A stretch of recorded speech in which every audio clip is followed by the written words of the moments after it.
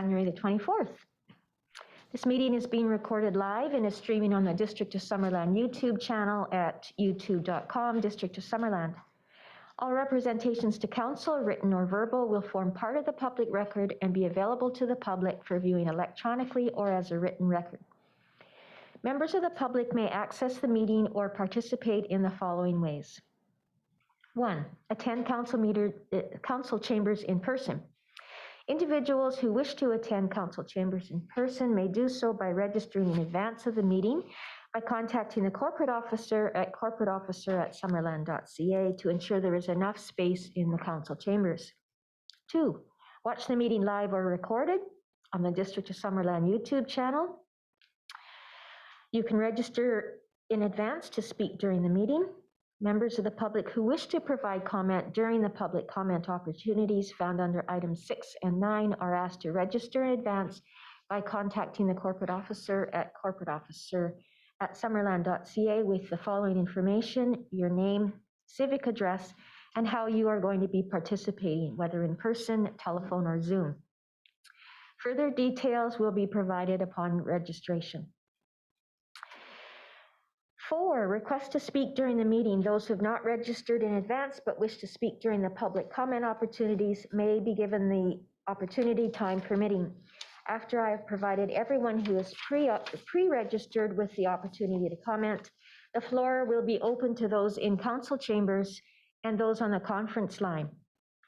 The conference line can be accessed by dialing 778-907-2071 and entering meeting ID 506-489-9374 and passcode 485186. Corporate officer, are there any late items to introduce? None? Okay, so I'll ask for approval of the agenda as written.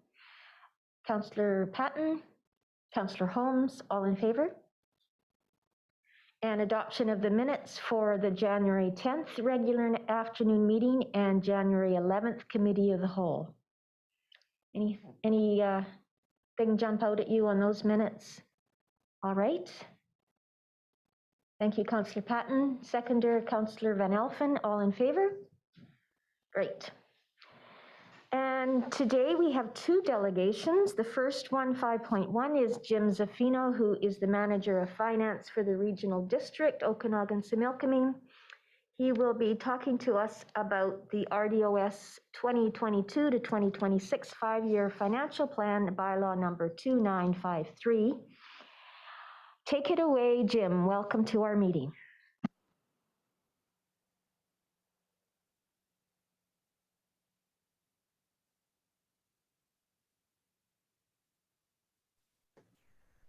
Can you hear me? Yes, we can.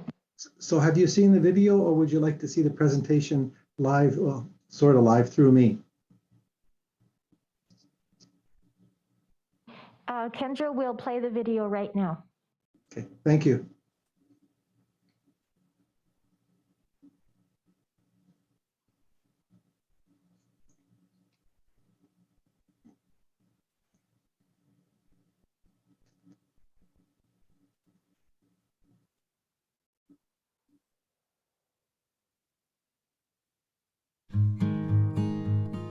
The following presentation shows the draft 2022 budget for the District of Summerland. The budget is subject to change before second reading on February 17th, 2022. The RDOS Board of Directors encourages you to provide feedback before then. Here's RDOS Manager of Finance, Jim Zaffino. The following presentation is a high-level overview of the budget, and it's 500 pages, and here it is. To view detailed budgets, please visit the RDOS Regional Connections Interactive website. To review any of the slides presented in this video, please hit pause. The following slides provide information about the RDOS Legislative Foundation. Each regional district is a corporation. The RDOS has 9 electoral areas represented by rural directors elected to their position. The 6 municipalities represented on the board appoint their members. Regional districts are not taxing authorities. Regional districts do not tax municipalities. Regional district taxes are based on the services, not the location. Some regional district services are legislated, including general government, solid waste management plans, and E911 telecommunications. Most regional district services are by choice. Property in a rural area will receive their tax notices from the Surveyor of Taxes, and the taxes are paid to the province. The following slides cover taxes. To review any of these slides, please hit pause. The following slides provide information about the RDOS budget structure. A regional district is different than a municipality. Regional districts create a separate budget for every service it operates. For the 2022 budget, the RDOS has 156 separate services and therefore 156 separate budgets. Separate budgets ensure only those who participate in the service pay for the service. The budget process launched in October 2021. The budget includes approved change requests. Budget workshops were held November 5th and 9th, 2021. The provincial legislation requires the budget to be adopted by March 31st, 2022. The following slides provide information about RDOS services. You can hit pause at any time to review the slides. You can also visit RDOS Regional Connections to view detailed budgets. Regional services are services where the majority of the electoral areas and municipalities participate. For regional services, all properties in the municipality and electoral areas contribute. Regional services include heritage, conservation, corporate facilities, legislative services, and regional trails. Rural services are services where the majority of the electoral areas participate. For rural services, all properties in the electoral area contribute.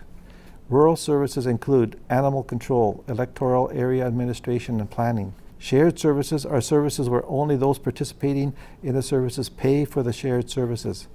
Local services are services where only a defined group of properties within an electoral area participate. Examples include fire protection and water systems. Staff begin building budgets for each service in October. The 2022 budget is prepared along with the additional 4 years. New requests or changes come forward as program change requests. If approved, the item is added into the draft budget. The official title of the draft budget is 2022-2026 5-Year Financial Plan. The board can make changes to the budget up until it is adopted. Feedback from public consultation is presented to the board along with the budget bylaw for second and third reading and adoption. By legislation, the budget must be adopted by March 31st, 2022. This slide talks about the regional district taxpayers that live within the boundaries of the District of Summerland. In this case here, it shows that 13.51% of the assessed values for Summerland is what they pay whenever there is a service that they participate in. As far as the assessment mix, 31.1% increase in assessments for the District of Summerland, which is above average to the 28.89% that the regional district had as a whole. So with that number, it shows that the District of Summerland will bear a higher overall tax burden for the services that Summerland participates in. As far as administration overhead, that's something that's been discussed by the board, and the board will be looking at it before the next election to see if the formula is consistent. The overhead is not including the wages. It is the support costs to run these departments, and they are human resources, legislative services, finance, corporate services, and information services. This slide here shows the costs by each one of the areas. The biggest single increase, as you will notice, is information services. To keep up with technology and to keep the doors open, we pretty well have to spend these costs. These costs are funded from the operational side of the budget and then paid for and through the capital side of the budget. The program change requests. Each year, staff makes recommendations to the board regarding program change requests, either a service level increase or staff increase. The board reviews each one of the requests. Staff has to make a business plan to determine if the board will accept these changes or not. These slides actually show what these changes are. One other change that the board does review are the general government grant and aids, and there's a number of requests made each year. The board reviews them and then makes a determination of which areas get grants and which don't. These slides here represent what the asks were for the full-time equivalent staff requests, and the board again itemizes it. Only those areas that benefit from the increased FTEs or the service level increase will pay, and these slides actually show the areas that will end up paying and how much the 5-year costs will be. This is just 2 more requests. And again, if you want to see it more detailed, please press pause and that you can take a look and review the actual who pays and how much and what it's for. A continuation of the full-time equivalents. Again, this one here specific is for engineering. And 2 final ones. One of the things I thought you might find interesting is the capital component of the budget that benefits the taxpayers that live within the District of Summerland boundaries. In this case here, it's the Emergency 911, telecommunications study, and Willowbrook Tower upgrade. These are all funded from either reserves or from grants. And again, this is the regional trails. Regional trails is a part of the District of Summerland residents pay into. This one here is solid waste management plan. It's a carry forward from last year. This one's comparison of the budget from 2021 to 2022, just to show how there is a consistency from one year to another. One of the anomalies that happened in 2021 is there was $7.2 million worth of capital projects that were not completed and are going to be carried over in the 2022 budget. For the 2022 first reading, right now the District of Summerland is scheduled to pay $875,000 in taxes. That's a 7.67% tax increase. Once non-market growth is taken into consideration, is actually a 5.92 tax increase. And that equates to a $62,000 increase from one year to another. And one of the things that I've done is I've shown that where the $62,000 and or why there's an increase. There's always a reason for the increase. And if you press pause, then you could take a look at the different areas. In the far right-hand corner, there's an explanation of what happened to the budget to increase it to the number that it is. And again, one of the things I want to emphasize is that this is first reading. The board will be looking at the budgets at second, third, and adoption and changing it at any given time. So the District of Summerland's tax requisition, these are the services that the District of Summerland participates in, and it's not the Summerland that pays. Again, just want to emphasize, it's the taxpayers within the District of Summerland who are regional district taxpayers end up paying. These are the services that, again, the District of Summerland pays, but these aren't in the control of the board. Essentially, these are budgets that are just given to us, and the board just has to accept it. This is the tax requisitions for the municipalities and the Penticton Indian Band as a whole, and it's just there as a comparison. The next slide is the same type of slide, but it shows electoral areas. You'll see in color at the very bottom, electoral I stands out just because there's a new service there, and on paper it shows that there's a very high increase in the tax requisition based on the following year, but once you take out the new service that area has, which is the Apex Fire Department, this is the slide that actually shows what taxes would be for each area within the regional district. I thought it'd be interesting for a comparison. One of the things that's important is that this is only for the regional district taxes. It does not include school, does not include rural taxes. Again, this is just the regional district. This shows a comparison by per capita. I thought it might be interesting. The more people that are in an area, the less cost it would be per capita. But however, there's a higher assessment. So as far as the amount that's paid in each of the area, it's directly related to the capita. So I thought it'd be interesting. And as you can see, we are talking about the District of Summerland, and the Summerland is the fourth lowest for cost per capita. This is just a straight pie graph that shows where everyone is in the regional district budget circle. And this is information where you can review the budget. Thank you.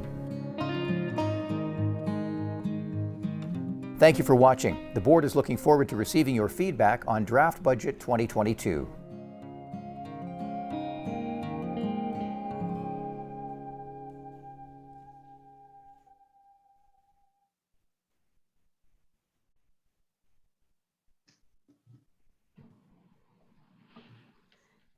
Jim, do you have anything else to add, or are you able to take questions at this point? Just want to point out that, yeah, I see that it is after the non-market growth, it is 5.92%, but there is a section in the presentation that talks about the material variances. And I'm ready, and if anybody has any specific questions on those, I'd be glad to take them. And I am here to answer questions as they are asked. And thank you for having me. I appreciate taking part in this roadshow. Thank you. It's good to hear from the finance director at Rdos because, you know, taxes impact us all, whether they're coming from the district or from the regional district. First off, are there any questions about the materials variance slide? Okay, and then secondly, any questions generally? Councillor Van Alphen. Thank you, Madam Mayor. It's the same question I ask every year. And every year I see the sterile insect release program goes up every year. And every year we are losing more and more apple orchards to other types of farming activities such as vineyards. And the sterile insect release program was specifically for apples. I don't understand why it keeps going up and we keep losing more apple orchards.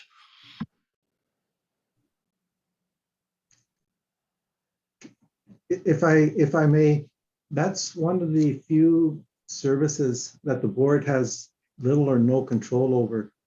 We receive budgets from them, the library and the Okanagan Basin Water Board, where they give us the budget and we just post it in our budget. So there's no control of that. So I cannot answer that question. That's something that I could pass on. Any questions that I receive, I actually forward on to the board as a whole, and then the board can direct me to follow up on what's happening.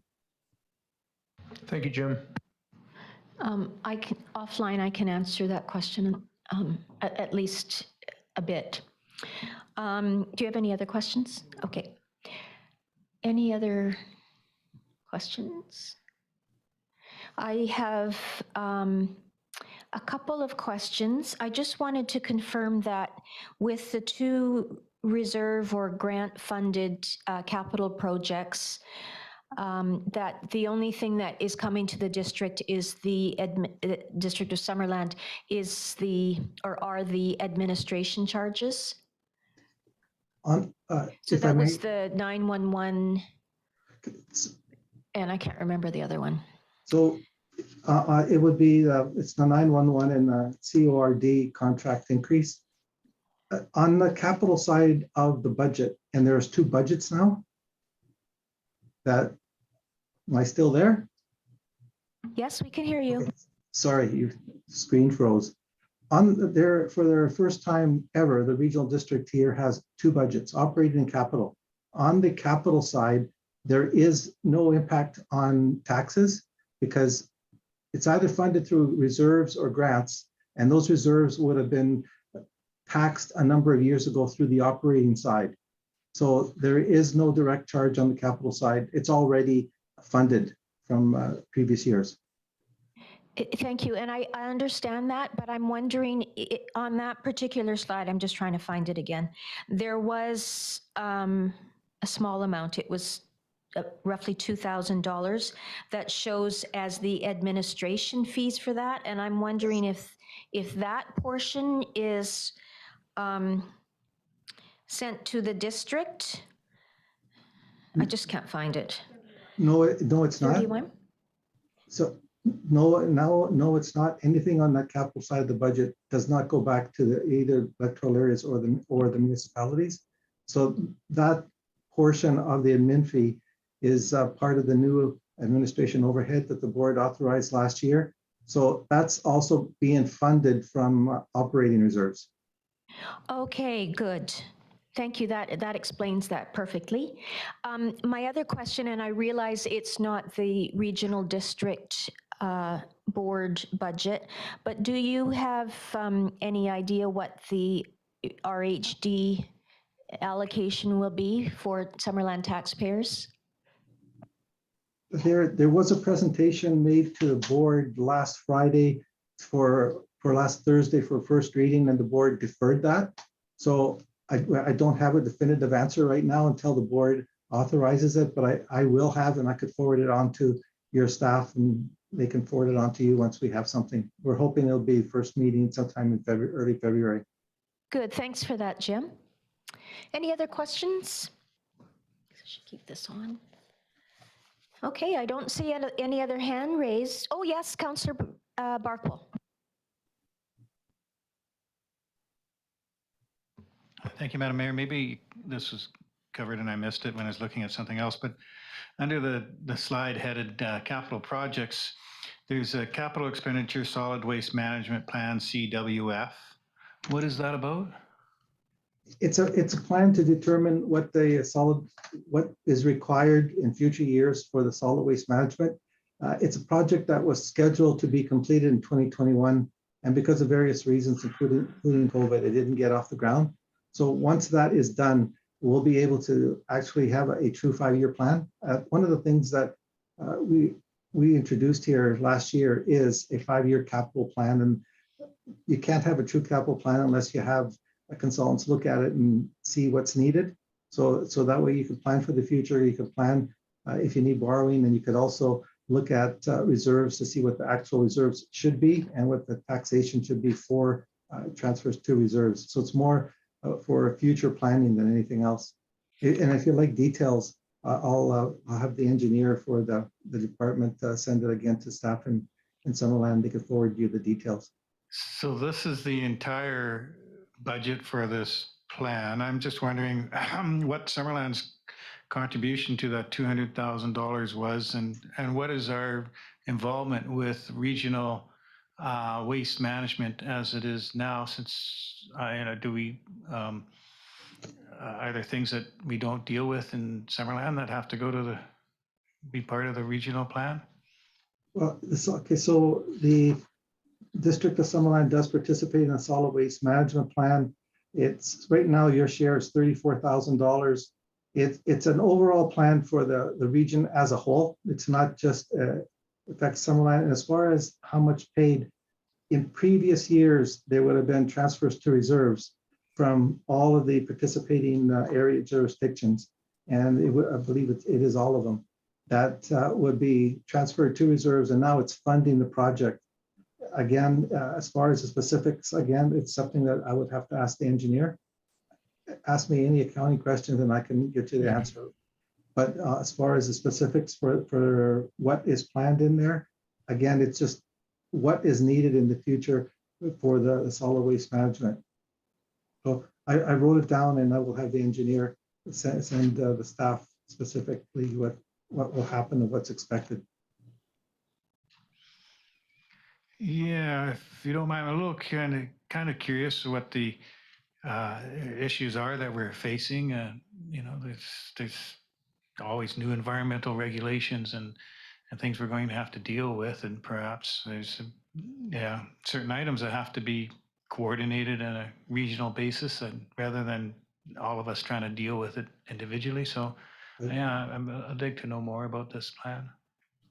I will forward it to staff. Thank you. I just have a follow-up on Councillor Barco's questions regarding the solid waste management plan. That's a legislated plan, Yes. correct? That's legislative. Yes, that's correct. And because we're part of the regional district, that's why we're part of that particular project? That's correct. Okay. That's Thank automatic. you. Thank you. Other questions? Councillor Patton. Thank you, Madam Mayor. On the same lines as what Madam Mayor and Councillor Barkwell, what is the benefit to the citizens of Summerland for the $34,000 that they're paying into this solid waste management plan, considering we already have our own contractor for our landfill. We pay all related fees for our landfill. We have to follow provincial regulation when it comes to our landfill. So what is the benefit that our citizens are seeing for that additional monies that's being paid out, being legislative or not? What can you just have an idea? Could you enlighten me a little bit? Thank you. I hate to keep saying this, but I would love to enlighten you, but it's something that the engineer will have to pass that on. Because it's legislative, I would have, get the engineering to state what the benefits would be regional district wide. One of the things that from a previous municipality I used to work for, there's always a concern about what's happening in your neighborhood, just outside your jurisdiction. And you don't want to just go from a beautiful town and past the city limits and then have an uncontrolled area where you're going through something that you'd be embarrassed about. So it's a consistency throughout BC as a whole, I would assume. But again, I will have the engineer when it sends the staff to pass that on to you through your staff.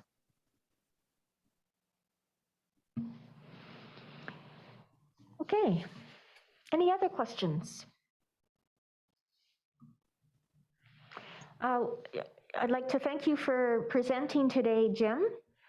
And I guess if there are other questions, they can be funneled your way through our CAO. And we look forward to getting some extra information coming your way.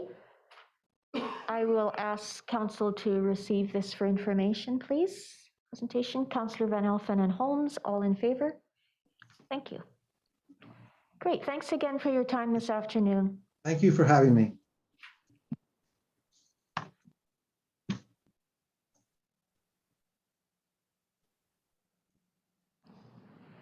Okay, next on our agenda, 5.2, Jacques Lefebvre with Alberta, oh my goodness, talking about Alberta during the lunch break. Apple Valley Cruisers Car Club, Spring Fling Show and Shine in Memorial Park, May the 21st, 2022. Thank you.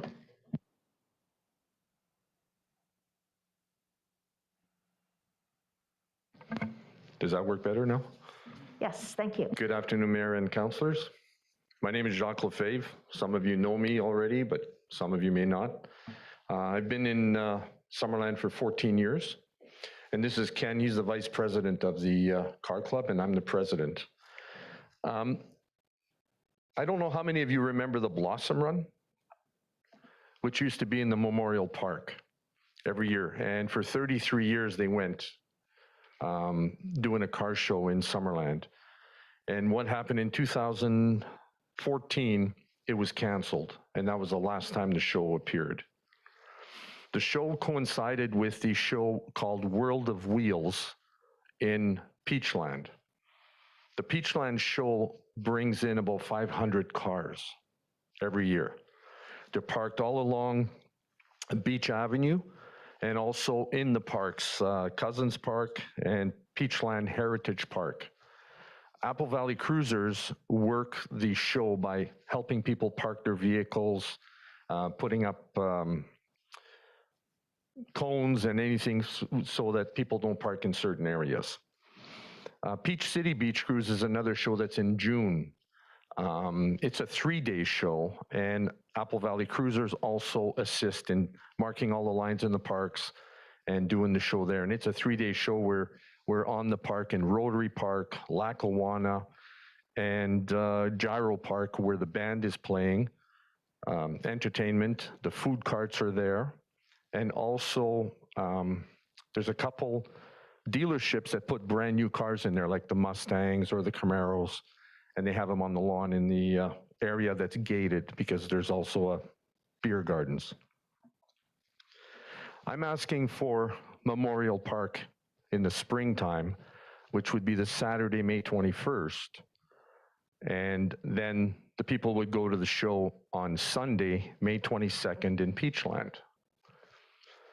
I was advised that maybe blocking off Main Street and using the side streets and parking lots would be better. The problem that we have with that is we have a band that comes, and we have a bandstand in the park. People like to sit with their cars and visit with other people from other cars. We have a group that comes from Seattle, Washington.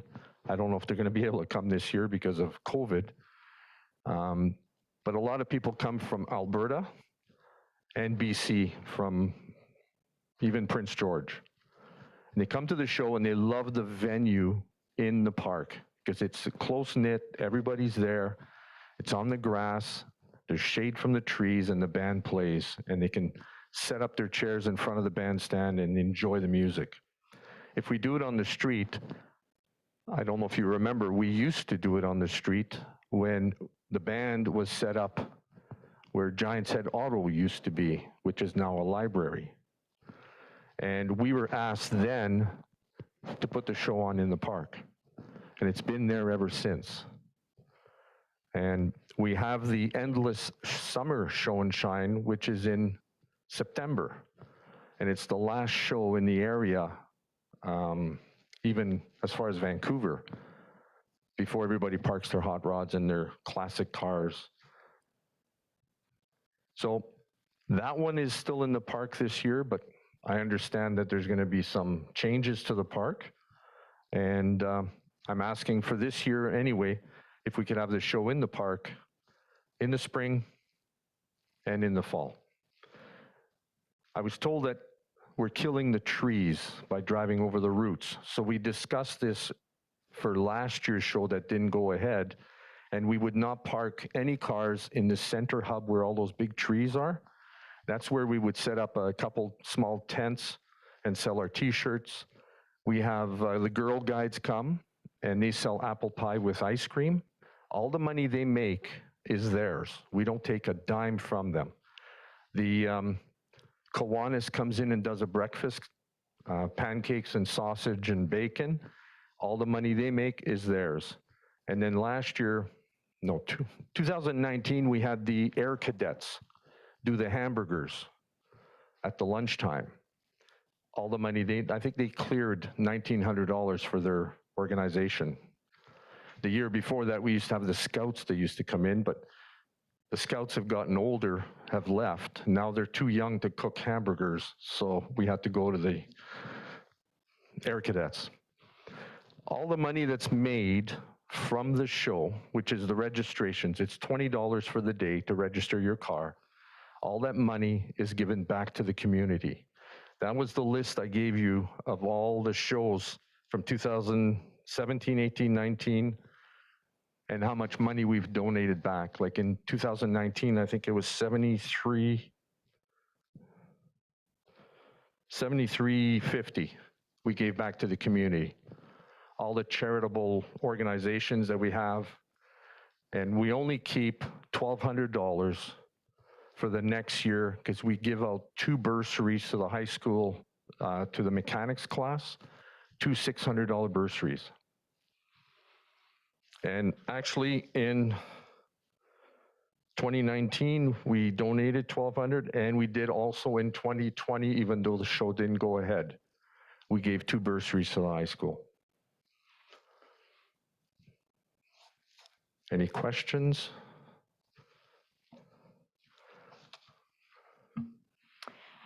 Councillor Van Alphen, we'll start with you. Thank you, Madam Mayor. I'm just going through my stuff here. I don't see that list. Am I missing that? No, I was wondering the same thing.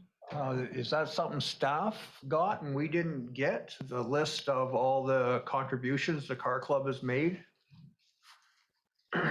I sent it in with the delegation application, all 3 pages. Okay, that's it's too bad we don't have that, because I do know for a fact I've been to several graduation ceremonies, and the Apple Valley Cruisers always makes a bursary, 2 bursaries to the mechanics class for young people that are thinking of going on in that type of career. And I know you guys do lots of other major contributions, and I wish I had that in front of me, but it's okay. I've got a copy here if anybody wants to see it. Thank you. Graham? Yeah, we'll find out what happened to that. Apologies. That sounds like it could be something on our part. We'll distribute it to council. By email, you mean? Okay. In the meantime, Councillor Holmes. Yeah, thank you. Before when the event was on Main Street, I remember that, and I thought as a member of the community, the experience was pretty positive. I enjoyed walking down Main Street and seeing the cars, and I'm just wondering if that going back to that, whether that would work, what problems that would cause for you, or would it work for you? There's a few things. Number one, we're getting to be a popular show. Last year, or 2019, we had 80 cars. And a lot of people couldn't come because of weather or whatever. We don't have enough room on Main Street to put 280 cars. That means we would have to turn people away after they've driven here with their hot rods from Alberta, let's say. Because some people won't register online. They wait till see what the temperature is, if the sun is shining, and then they show up. And we don't turn them away. Second of all, if we park on Main Street, then where are all the visitors, the people that come to see the show, where are they going to park? There's nowhere else to park for them. And we're asked to rent the parking lots of the high school and rent the parking lot of the swimming pool. But there's also a cost to that, $66 for a smaller parking lot and $133 for a larger parking lot. Now we're taking money away from the charities that we want to donate to. Yes. Just a second. Do you have a follow-up question to this? Okay, go ahead. Yeah, just two questions. How many cars can you put into Memorial Park? And but if you rent these parking lots, don't you also rent Memorial Park? Isn't that a wash? Wouldn't that be a wash? You say rent Memorial Park? You don't pay anything to rent Memorial Park? No, you don't. That's what I was advised. Okay, well, And we fit all 280 cars in the Memorial Park lot in 2019, and we still had room to put more because we didn't fill up the horseshoe pit area. We just put them down the middle. Right, thanks. Councillor Van Elfen and then Councillor Barkle. Thank you, Madam Mayor. Question through to Jacques. Roughly ballpark, the last show you had, how many spectators would you estimate it came through the park? It's really hard to count because we don't gate the place and charge people $2 to come in. So I was told an average was between 5,000 to 10,000 people show up on the whole day. And it helped, I think 2019, the Fall Fair was on. And we had a wagon that would go from the Fall Fair with horse and buggy and would bring people to the car show. Understanding it was all men. The women stayed at the Fall Fair, the men came to the car show.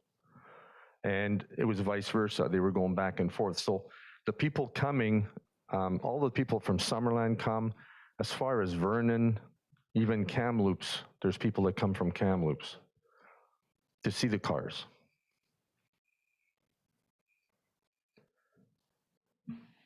Follow-up? Yes, thank you. And just in response to Councillor Holmes's comment about Main Street, I remember those days too when we had the car show on Main Street. But unfortunately, there's a lot of pushback from store owners because the whole Main Street's tied up with classic cars and hot rods, and there's nowhere for their customers to park. So this way is kind of best of both worlds. If the car show's in the park, people can still go downtown and park and shop and stuff. So it's kind of a win-win for everybody, in my opinion, but I'll leave it at that. Thank you. Okay. Councillor Barkle. Thank you, Madam Mayor. I guess we'll be talking about it in more depth when we get to that point in the agenda. But I think I just wanted to say to Counselor. Thank you. You haven't gone through that process yet. No, not yet. Maybe one day. Mr. Lefebvre, I've been to the car show, I guess because it was on at the Fall Fair. I think it's a very complimentary thing to the Fall Fair when those dates worked out. And I see it as a real benefit in the shoulder season in the spring for tourism and bringing people into the town. And it's certainly more of a win-win when there's parking available for people to visit, to park on Main Street and walk over to the park. And I'm not a car guy at all, but We have motorcycles. well, but it was really a far more pleasant experience as a venue to walk through the park. You run into people you know. It's nice to be on the grass. It's so much nicer to them. So when we get to the point of discussing this in council, I will argue, I'm sure, as I have in previous years when this has come up, that it's a great place and for everybody all around. And if there's some small price to be paid that I haven't been able to see, with damage to the park, then it's worth paying. So we'll talk more about that later, I'm sure. Thank you. We've never had any problems. We know where the sprinkler heads are. We have the lawn mowed a couple days before, and the sprinklers are shut off, I think 2 days before, so that the grass isn't moist. And we always find if there's an area where there's new grass, we don't drive on it. We put cones, and people respect everything that we do in the park. They don't spin their tires until they get on the highway, and then that's not my problem then. But they all know what my previous job was, and they respect the show, and they don't abuse.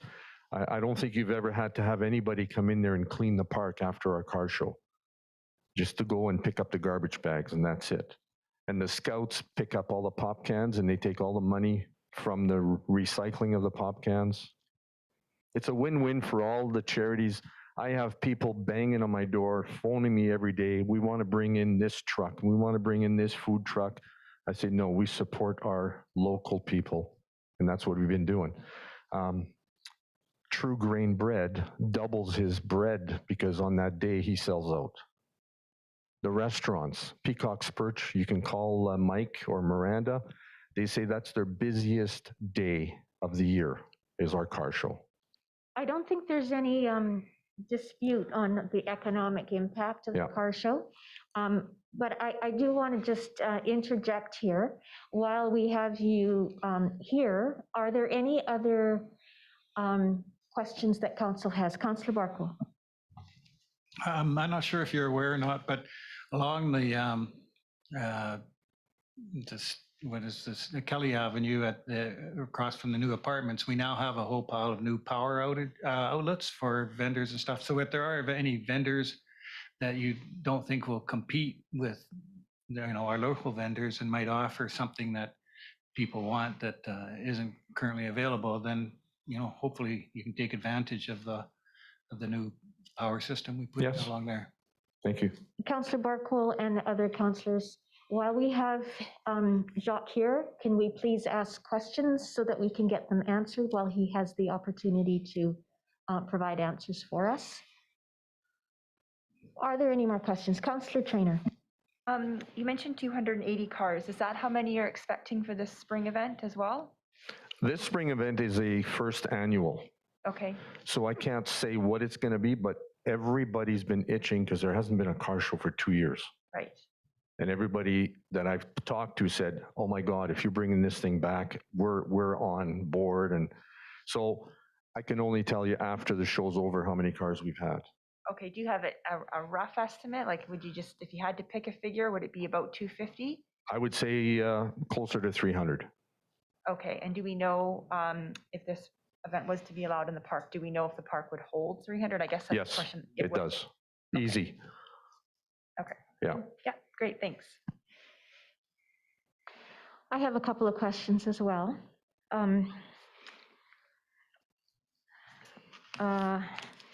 Already forgotten one. So I'll ask the one that I do remember first, and that is, I went on the Peachland World of Wheels, is that what it's called? Yes. Website, and they are debating on whether or not they will, like, it's still up in the air on whether or not they would be able to host this year, I guess because of the PHO mandates and orders. I would expect that that is the same kind of thing that you're experiencing, or?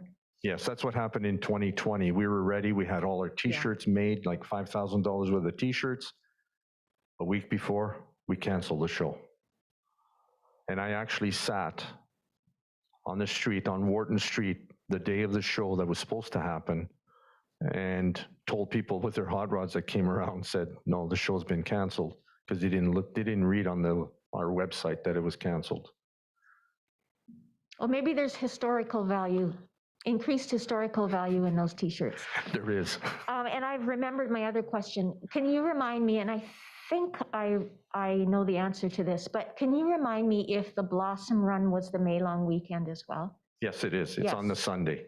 So this is kind of like a replacement for the Blossom Run. The Blossom Run was on the Saturday, and the World of Wheels is on the Sunday, and everybody goes home on the Monday. Yeah, so my question was it the May long weekend? That's right. Yeah. It's the May long weekend. Okay, thank you.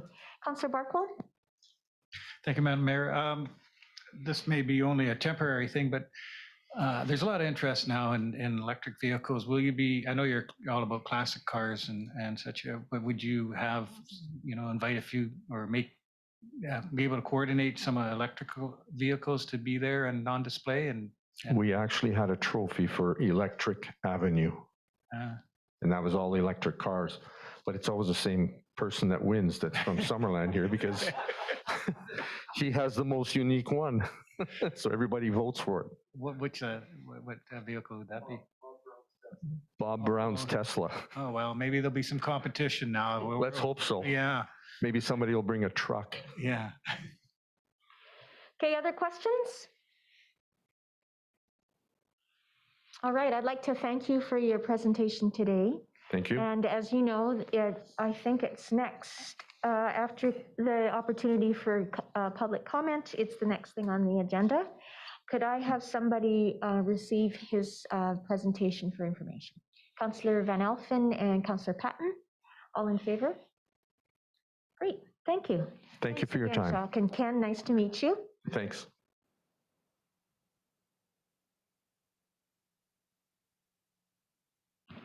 At some point, remind me to tell you a funny story about the 2019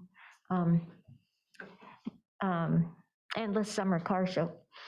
Okay, Kendra, do we have, no, nobody waiting? So we'll go right on to the first of several business items, Spring Fling Car Show request. And I believe Lori is speaking to this first. Yeah, okay, over to you, Lori. Thank you, Madam Mayor. Good afternoon, Council. The purpose of this report is for Council to receive and review information about the Apple Valley Cruisers event application for a spring car show and provide staff direction on whether to support the event organizer's request to permit vehicles in Memorial Park for this event. As Jacques outlined in his delegation presentation, Apple Valley Cruisers are proposing to host a car show similar to their annual Show and Shine car show held in September. They're requesting to hold this large-scale event in Memorial Park and the surrounding roads on Saturday, May 21st. The car show, as Jacques has outlined, would coincide with the annual Peachland World of Wheels show, which happens on the Sunday, and each year brings in more than 550 cars, trucks, motorcycles, antique boats, and attracts over 10,000 people to Peachland. Staff recognize that this event will have a large economic impact for the town of Summerland by bringing in many people to Summerland for the weekend. The event is free for the public to attend and will create vibrancy and excitement in our community, which has been lacking due to the COVID-19 pandemic with the cancellation of many events over the last 2 years. Staff have been working with event organizers to restrict, limit, or phase out vehicles in our parks to protect the health of our park trees, grass, and infrastructure.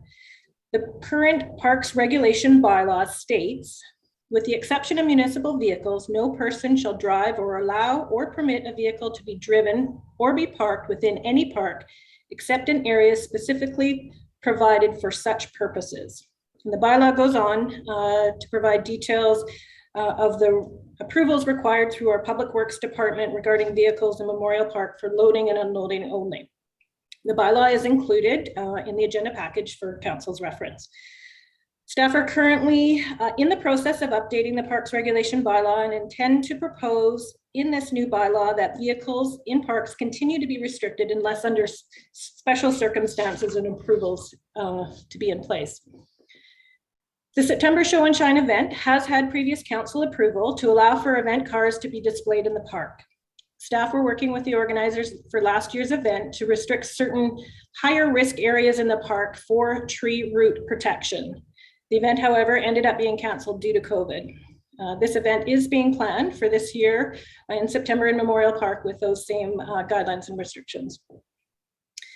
Upon review of this application for a new event, staff are concerned to permit vehicles in Memorial Park for another event this year.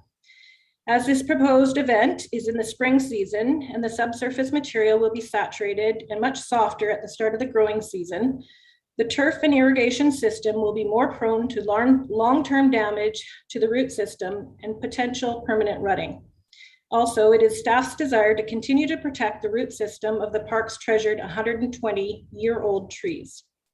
Staff would be happy to work with the event organizers to consider other hard surface locations to host this event in Summerland, such as the roads downtown and surrounding the park, as well as parking lots such as District Hall, the Aquatic Center, schools, or the library. While the park could be used and booked for foot traffic, for music, for tents and registration, everything but vehicles. Other locations could be considered, such as Dale Meadows Sports Complex or the arena parking lot. However, I do understand Jacques has indicated that those spaces would not be large enough to host the full event. Should council provide an exemption to the bylaw and approve vehicles to be parked in Memorial Park for this event, we recommend that staff be directed to identify all of the high-risk areas and that the event organizers be required to avoid those areas in the park, similar to what we are doing for the September event. Staff also recommend that event organizers be responsible for all the costs of damage should that occur. I'd just also like to note that the timing for the Memorial Park Playground project could coincide with this event. It's anticipated it takes about 5 to 6 weeks for the full implementation of the playground project. Right now, the dates are tentatively set for April 11th to May 20th to implement that project. We're really hoping that we can have a grand opening just prior to the May long weekend. But I just point that out because there is always the potential of some delays with manufacturing or delivery. So as noted, the Spring Fling Car Show would be a great event in Summerland to bring people to town and create vibrancy in our downtown core. The staff recommendation is that staff work with the Spring Fling Car Show organizers to support their event by assisting with road closures and parking lot bookings, and that the request for vehicles to be parked in Memorial Park for the Spring Fling Car Show on May 21st is denied. Thank you, Madam Mayor. Thank you, Lori. Councillor Traynor. Hi, Lori. In previous years, when we've had vehicles or events in that park, has there been, like, what kind of damage has been done in the past, if any, that you could let us know about? Yeah, I did follow up with the landscaping and the public works staff to find out if there has been any substantial damage. Nothing of significance to report. It's a September event. They do feel that the time of year, it is potential for more damage to potentially occur, but this is certainly a proactive measure, and we can't provide any details on any previous damage at this time. Okay, I just have 2 more questions. Is that okay? Okay. So you talked about the playground. Would that, how do you see that potentially interfering if construction was still going on with this event? If we're midway through the project, it'll be a fenced off area, kind of a construction zone looking area. It's not to say that it couldn't happen at the same time. It's just something to note that it could be partially through, whether it's, just all the equipment's been removed and there's construction fencing, or, it could be the equipment's in, but we haven't put the surfacing material, the engineered wood fiber in. So it could be anywhere in that process, and it would just be a kind of like construction fencing all around the outside of it. Okay, so theoretically, if that was going on, and then if it is the springtime and there's more, I guess, sensitive areas that need to be marked off in the park, it could reduce the number of cars that they could potentially have in there quite a bit, depending on kind of the conditions. I guess that would be fair to say. Possibly, yeah. Yeah, okay. And then I have another question, but I can save that. I can let others go. Okay. Yeah. Councillor Holmes. Yeah, I have a couple questions too, if I may. So just events in general, if people don't have to rent, pay a fee to use Memorial Park, but they do have to pay a fee to use any of our parking lots. I don't quite understand the logic of that if we're trying to encourage, things like this not to be in Memorial Park or to be in other locations. So I wonder if you could just explain to me how that works. What fees are paid for and what they're not. Right. Thank you for the question. Through Madam Mayor, so you're correct. We do not have any fees for nonprofit organization doing community events in our parks. We do have nominal fees that were implemented as part of the fees and charges schedule the last time around, where we updated them to have fees in our parking lots. And there is a nonprofit rate, which is a nominal rate, and then there is a commercial rate for any commercial bookings. So the reason, I guess to answer your question,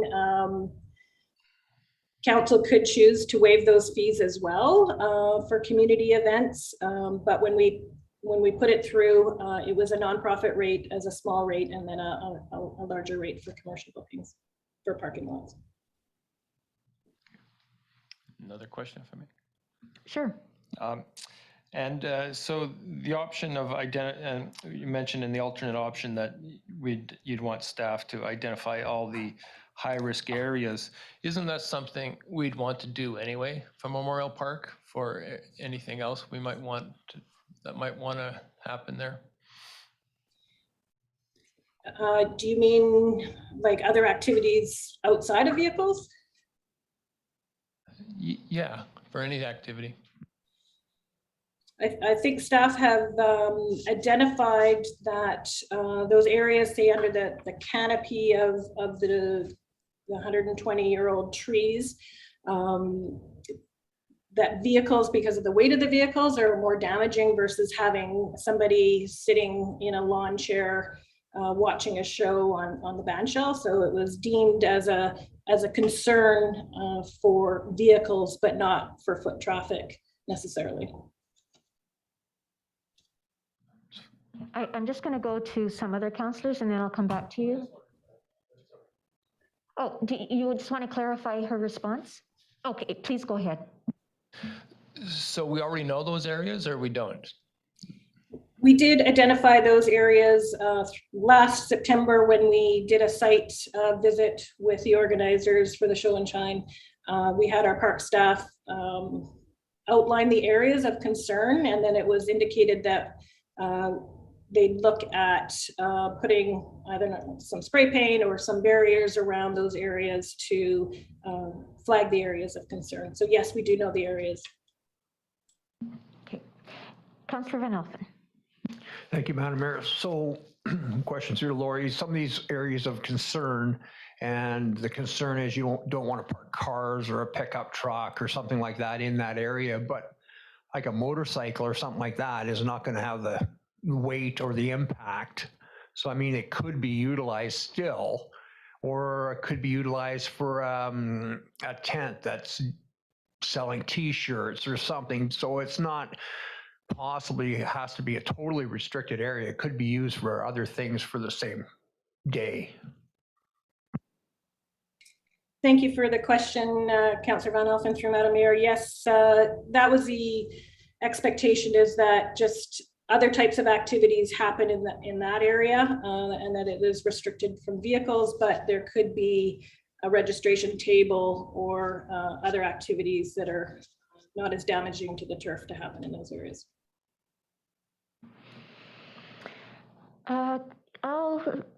Anyone else on this side of the room?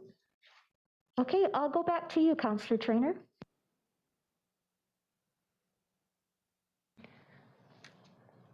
I'm not really sure if this is a relevant question or not, but I'll ask it anyway. Penticton has a similar show that I can't remember, the one that they have in June, the Show and Shine, or can't remember. Maybe that's the one we have here. Anyway, Peach City Beach Cruise. Thank you. That is held partly in Gyro Park and then mostly along Lakeshore. Is that because Penticton has a bylaw for Gyro Park in terms of having vehicles in that park? Because they have, I mean, it's kind of the same age as the one that we have here with quite old trees that are really sensitive as well. So I'm wondering how they handle that. If you know, Laurie. Councillor Trainer through Madam Mayor, my recollection from when I was in Penticton with that event, there were significant concerns that were brought forward by staff, the Parks Department, and an exemption was applied for that event to host the number of vehicles that they have for that show. So they permitted that as permitted use. I know that they've created additional spaces on the road in between City Hall and Gyro Park that is to host all their food trucks. And they set it up for electrical, and they've also changed their main street so that they can use their main street.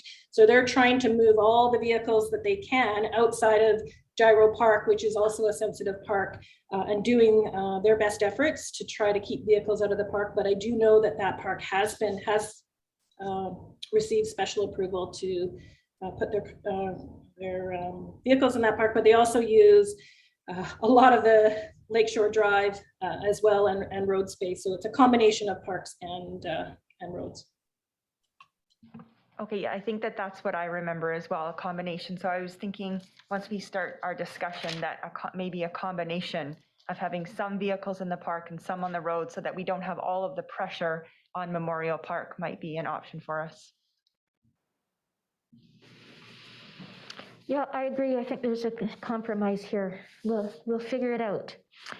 Any other questions for Laurie, or would someone like to bring forward a? Actually, I have one comment, and I guess it's a question, really.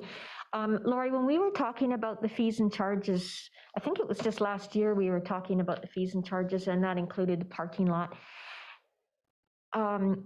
Is my recollection correct that one of the reasons that we wanted to charge for parking lot space or parking space is because of the film crews that were in town?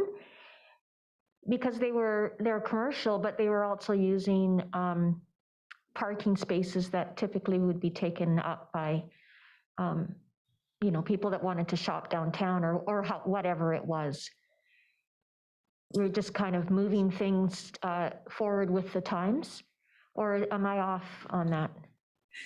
No, Madam Mayor, you are correct. That was one of the reasons that triggered the discussion around charging for parking lots, because we did not, the only parking lot I believe we had as a fee in our fees and charges bylaw was the arena parking lot.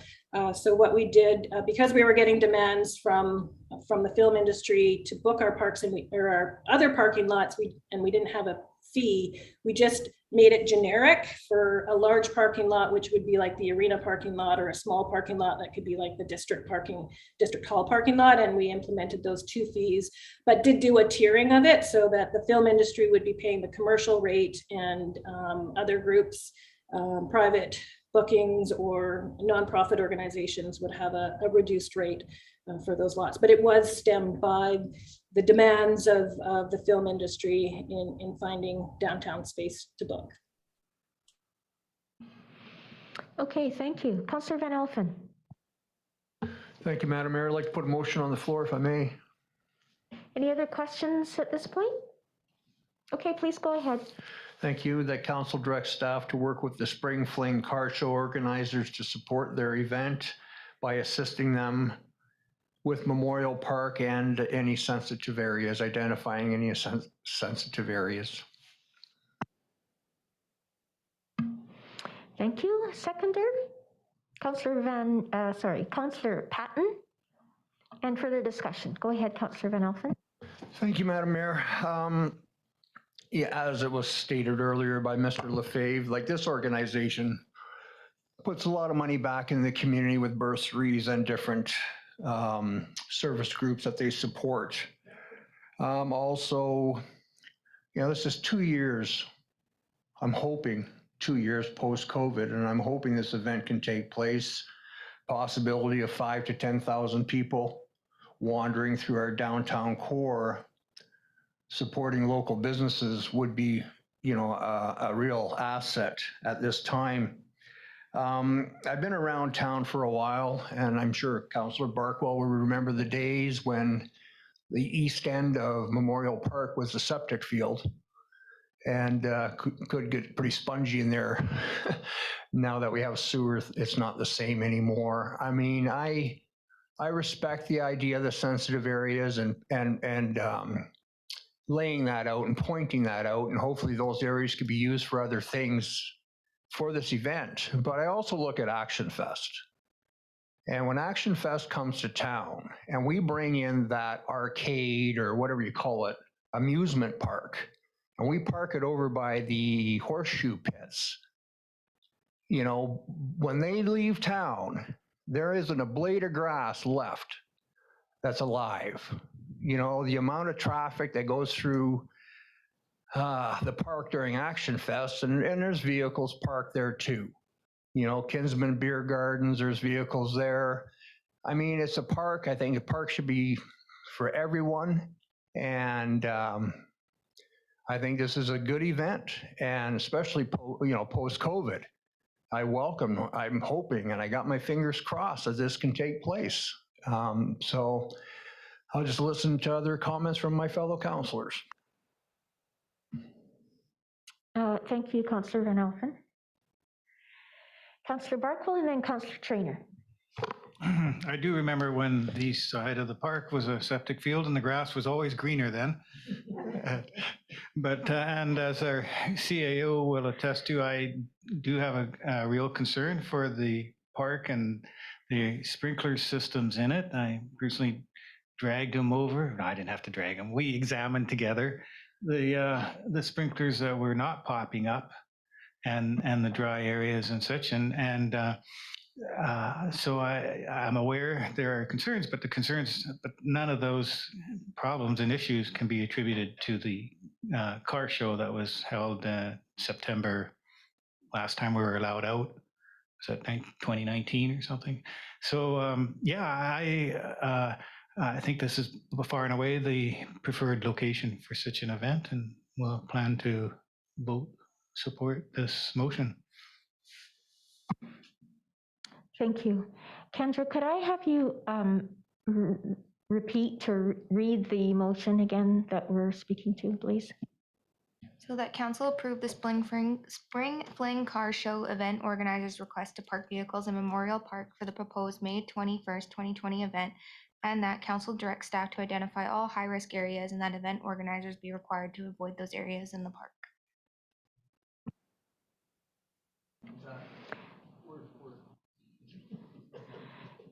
That's good, Councillor Van Alphen. The reason I was asking is I thought I heard Councillor Van Alphen say something about assisting with road closures and parking lot bookings. Did you not say anything like, I don't mean moving the car show, I mean assisting with the fees, but that wasn't part of your, okay, good, thank you. Okay, Councillor Trainer and then Councillor Patton. So I do think this car show is a great idea. And I mean, I don't think anybody questions the benefits that it will bring. I think it will be an awesome event for Summerland. But that being said, I am, concerned about the trees in Memorial Park, because if we don't have the trees or something that get damaged, that takes away from the integrity of the park. And also because of the season, the grass, like staff said, may be a little bit more sensitive. And then also because of the disruptions from the construction of the playground, that might also take away some of the area where the cars could park. So I am in support of this motion, but I do think that organizers are going to have to be flexible. There might be reduced areas where they can park. They might not be able to get 250 cars into the park. And I think that they have to be open to that. And so maybe if they could work with staff to come up with a reasonable plan where maybe they do, I don't know, 60% of the cars. Again, it's hard to know because we don't know numbers. But I would just really want to err on the side of caution of protecting the park and being aware of the trees. And then again, asking the group to just be a little bit flexible, and maybe we'll have to consider some road areas where they can put the overflow cars. And I think that that's a good balance between allowing them to do what they need to do, but then also making sure that we protect the park. And then also, I think if we do have some of the show on a portion of Main Street, then that is a reason for people, it spreads people out too. It gives them more reasons to travel all over the downtown and to travel into the park. So I think it's a good idea. Thanks. Councillor Patton. Thank you, Madam Mayor. I do agree that this economic benefit to Summerland is we need it. We need it in Summerland. We need the camaraderie back in town. We need the people coming back into our downtown core. And we know that when it was in Memorial Park, the park was full. There was a lot of people on a Saturday that went down to the car show. I do agree with Councillor Van Alpen when we take a look at Action Fest and we look at where the beer gardens is set up, the damage that is done to the grass in that large area. Then we take into account the quad train that runs around Memorial Park, dragging that little train around with all the kids. Like, that has to contribute to a little bit of maintenance required on the park after the fact. But I think that with what this group does for our community, as Councillor Van Alpen discussed in regards to the bursaries, I think that for one day, and I believe if staff works with the organizers, that hopefully we'll see this not just coming back this year as their first annual, but to see this as an ongoing event in Summerland. Thank you.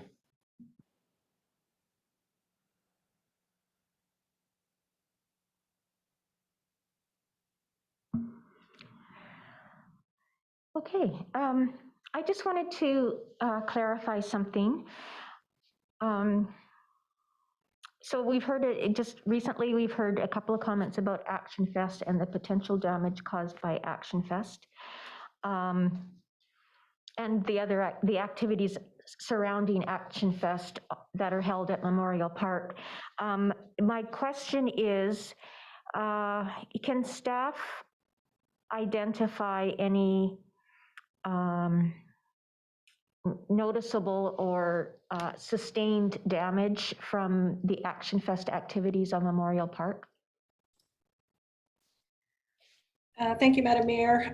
I do believe there was some damage. I can't, it was before my time, so I can't speak to it directly, but I can say that we have been, staff have been working with Action Festival to try to mitigate the damage that has occurred in the past by creating these electrical hubs along Kelly and working with them to try to move many of their trucks out onto the road and having sort of a food area out of the park versus in the park. And we had been strategizing on how best to reduce or remove all the vehicles if possible. That was kind of in the works for 2020. And then of course it got canceled. So Action Festival did recognize the impacts that they had in the park and were willing to work with staff to try to address that the best they could, especially with the new infrastructure of the electrical being moved. Okay, so this proposed event is 2 weekends before Action Fest, I guess, hey? Because Action Fest used to be held anyways on the first weekend in June. Is that right? First weekend in June? That's correct, Madam Mayor. I have not heard if Action Fest is moving forward or not for this year. There has been some discussion, but I haven't heard any confirmation yet or booking requests for the park. So I'm not sure what the status is, but it would be the first, it would be June 3rd, 4th, 5th. Okay, so 2 weekends after this event.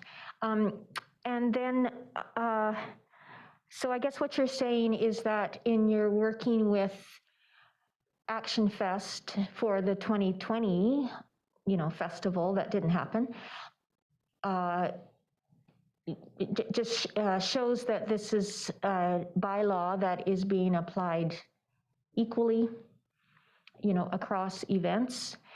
Having said that, though, I again agree with what Councillor Traynor has said. I think that, and others around the table, I really think that this is a great economic opportunity for Summerland, especially as we welcome visitors back to our region.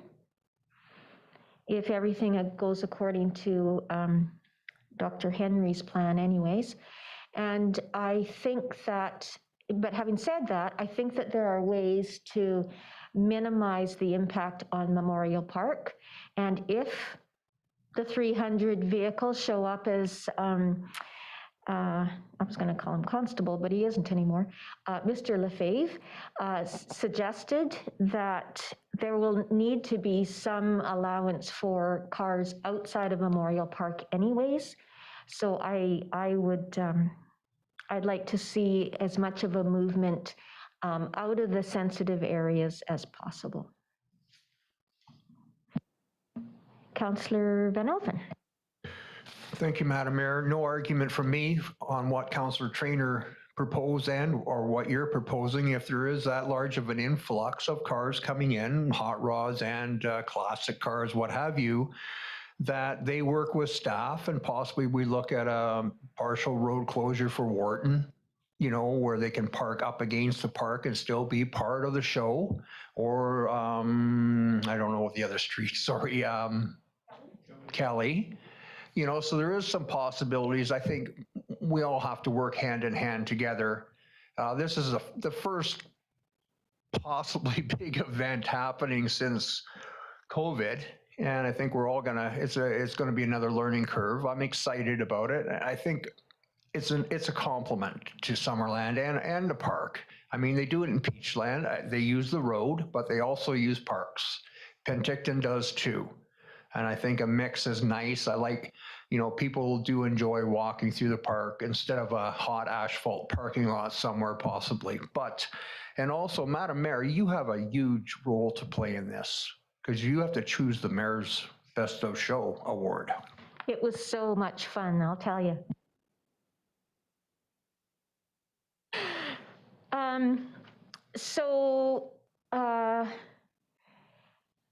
Kendra, would you recommend, first of all, I'll check with Councillor Patton because you seconded the motion. You're okay with potentially amending the motion? Absolutely. Yeah, to accommodate, if there's an over influx of cars. Absolutely. And Kendra, should that be an amended motion?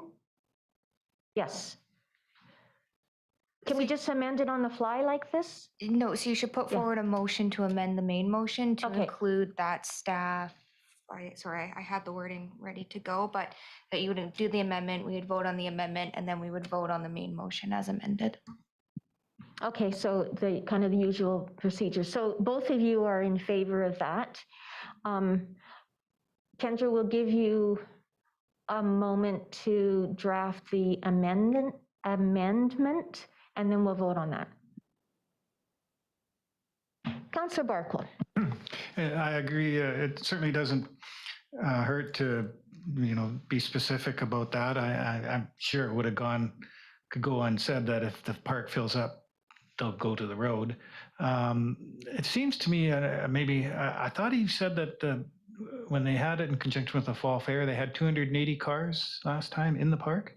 It was still respecting the trees and everything at that time as well. So I'm not sure what the you might say capacity for the park is, but it's probably pretty big.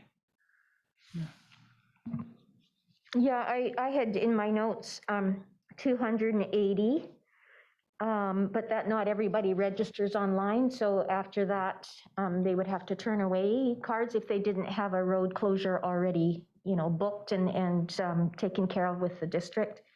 And he did say, I'm pretty sure to Councillor Trainor's question, that they are expecting around 300 cars this year. So that would necessitate that. Councillor Trainor? Yeah, I think that, like Lori said, we just have to remember that the playground might be under construction, and we don't know how much that will take up and what kind of area that will reduce the park by. And then, like I said, I think that we do need to be really quite conservative when we're, looking at the trees and making sure that they're protected. And so I totally support some cars being in the park. I just want to make sure that the organizers are open and flexible to possibly having some of their cars on the road, and that's not a surprise. That's all. Just want to make sure everybody is aware before we start planning. Thank you. Kendra?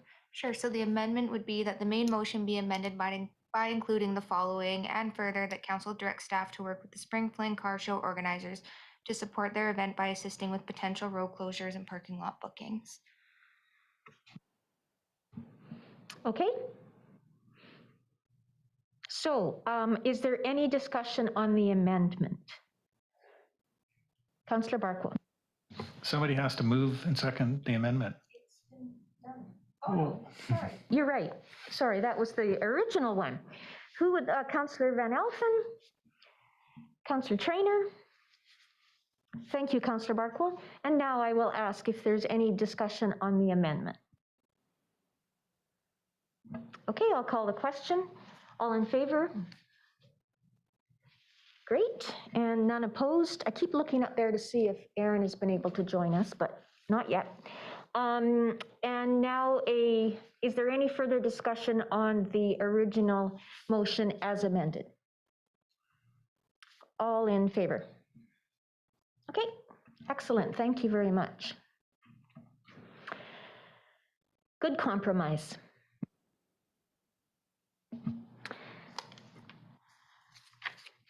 Thank you, Lori.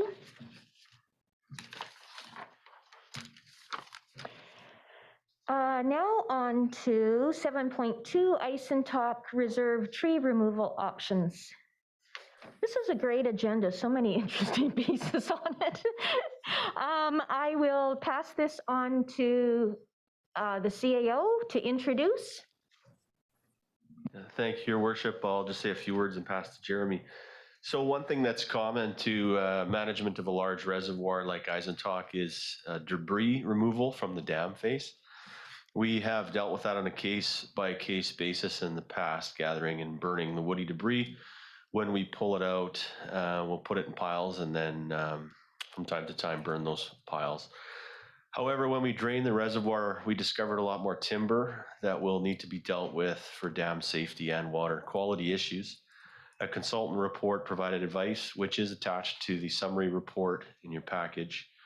We have tried to consider cost, operational efficiency, ecological issues, and greenhouse gas considerations, at least at a high level. Timing is also a consideration. And with that, I'll turn it over to Jeremy Storvold, our Manager of Utility. Thank you, Graham. Director, I didn't give you a demotion. Director of Utilities. Okay, good to know. Yeah, I'd hate to find that out right now. Thank you, Graham, CAO Stat, and hello, Council.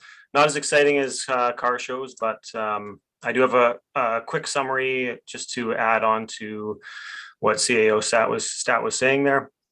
So the Eisenach Reservoir, when it was originally constructed, did not have the trees removed. So and we've had that historical sort of maintenance cost of about $10,000 a year, which in the report, as it stated in the report, is about $50,000 every 5 years.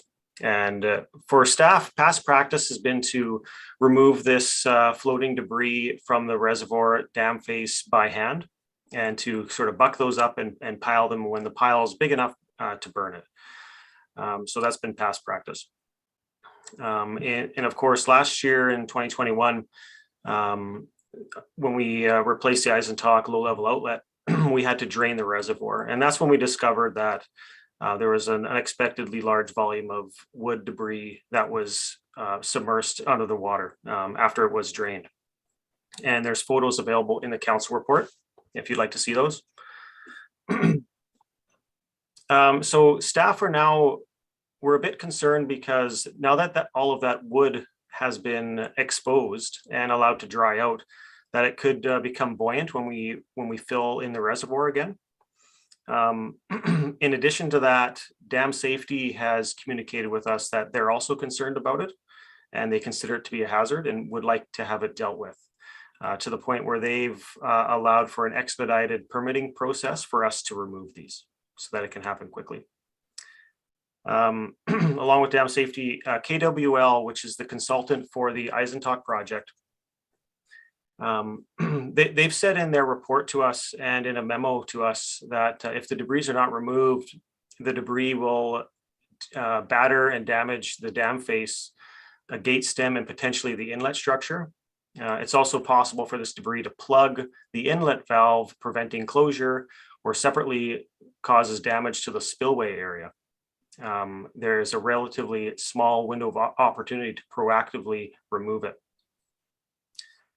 In the council report, we have 6 options proposed for your consideration. KWL investigated these for us. And the first option is to do nothing and continue our current practices. So no change. And so as the wood piles up, we remove it. And we estimate that at $50,000 every 5 years. Option 2 is to collect the wood, pile it, and burn it. And we're estimating $315,000. That is based on a quote. When I first saw that figure, I thought it was high, and until I saw the images of the amount of wood that needs to be removed or needs to be burnt and piled. So there's a significant amount of work there. Option 3 was collect, pile, shred, and haul away the wood, which we estimated at $518,000, or KWL did, which is the highest cost, and of course would result in some additional vehicle fuel use. Option number 4, collect, pile, shred, and burn, which is minimally different than option 2, which is just to collect it and burn it. So it had some additional costs, came in at $485,000. Option 5, collect and push it into the forest. KWL estimated that at $120,000. Considerations for you there are that we would likely see damage to the shoreline by that equipment pushing that wood into the bush. And then there's also consideration for damage to the existing trees that are along that shoreline. And so currently those trees are falling into the reservoir every year. And this may contribute to that happening more by damaging those trees as we're pushing.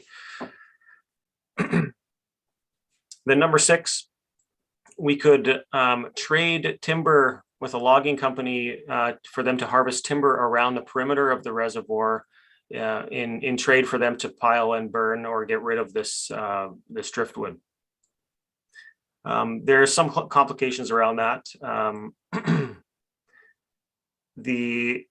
The proponent that we spoke to that has the timber rights there said it would take 4 months for them to go through the permitting process, licensing, and get the exceptions to do the logging next to a riparian area.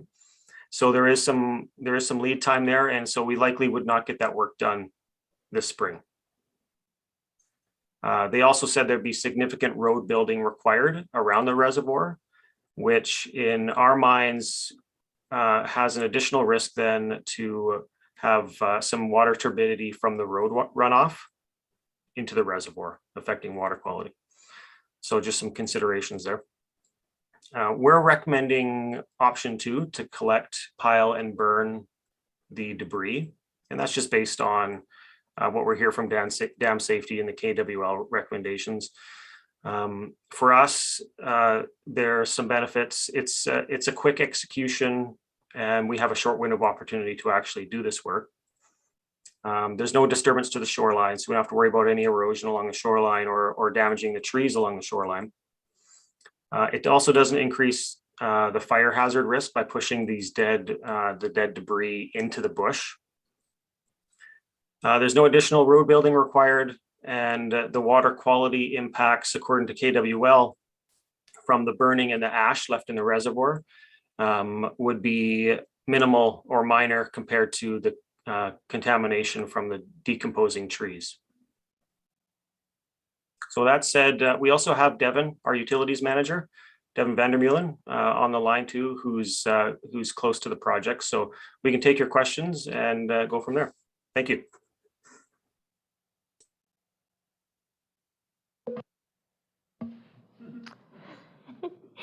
Silencing myself. Thank you, Jeremy, for that report. Councillor Patton. Thank you, Madam Mayor. So last time, Jeremy, we talked about this. The talk was that we were going to, if we were going to remove any of the deadfall in the reservoir, we were going to wait until after spring runoff. And then we were going to drain the reservoir to be able to then get at that deadfall for removal. So this is a departure now of what your plan was the last time you spoke, and what's going to happen with spring runoff, since that's going to approach very fast, or are you feeling that this is going to be done prior to we start seeing runoff? Thank you, Councillor Patton, through the mayor. Yes, since we've received the reports from KWL and spoke to the dam safety about it, we would like to see the debris removed this spring, if possible. We can wait. It is an option to wait till the fall and sort of see what happens. But I guess there's enough concern from industry experts that we would like to see. We would like to follow that and see it removed, and that's why we're recommending the option 2, because it is something we can act on quickly.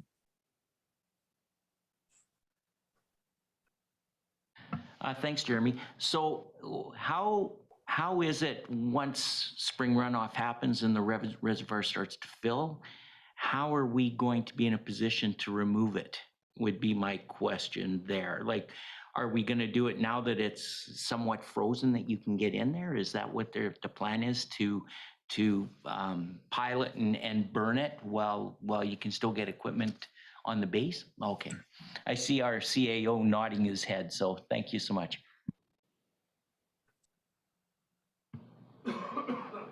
Councillor Holmes. Yes, thank you. I'm just wondering, is this a sort of thing that the province has any guidance or best practice on? Because I'm sure we're not the first in the province to have to deal with this. Maybe we are. Thanks for the question. Through the mayor, I don't know that I'm aware of past practice of this. We've been in fairly detailed discussions with the dam safety officer, who has suggested that he can now give authority to move ahead with this, and he would recommend it. As to how others have completed this process, I've not heard.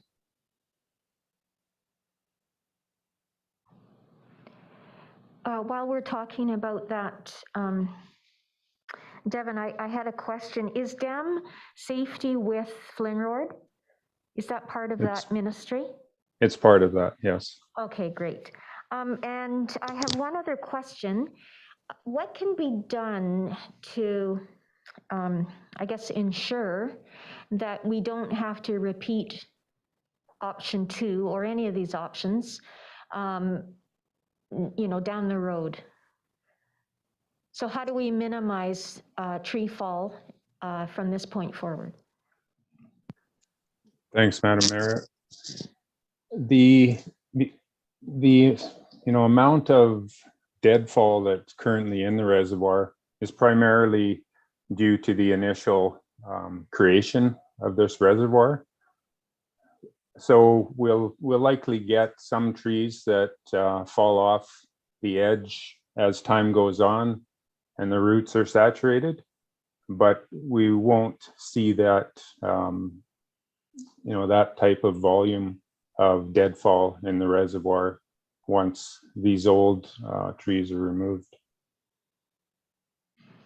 Thank you. So just a natural cycle that would we'd have to be aware of. For what it's worth, option 6 for the logging with the logging roads, there are discussions out there that suggest that the damage from logging roads is even more significant to watersheds than the damage from timber harvesting. So definitely I wouldn't want to see option 6. Certainly in our own watershed, logging roads have caused a significant amount of damage. Councillor Van Alphen.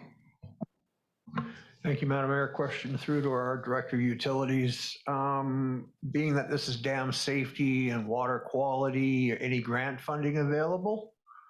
Are you aware of? Thanks, Councillor Van Alphen, through the mayor. Yeah, there certainly could be, and Devin and I were always on the lookout for grant opportunities. So if there is one out there for this, and there could be even a small amount through OBWB, we'll definitely be looking at those for sure. Councillor Barkwell. Thank you, Madam Mayor. So is the plan to go in there in the spring before runoff with big equipment that can drive over the, I don't know how many feet of snow there'll be up there and scoop all this into piles and burn it? Is what and the people involved in that business assure you that that's possible? Yeah, thanks for the question through the mayor. That is generally what the plan is. I guess the intention would be to pull those trees into a number of piles in the center of the reservoir and burn them on site, and then remove any ash that remains, pull that off site, and I believe truck it away. So then we'd be looking at a clear reservoir once again.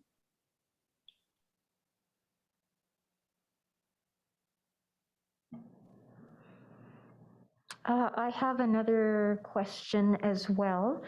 The 200,000 that has been budgeted in 2022, if we are looking at option 2, it shows as upper bound of 315. Upper bound means that there's a, it's not, how am I going to say this? Upper bound means that it may not necessarily cost that much. Is that what that means? A Class D estimate?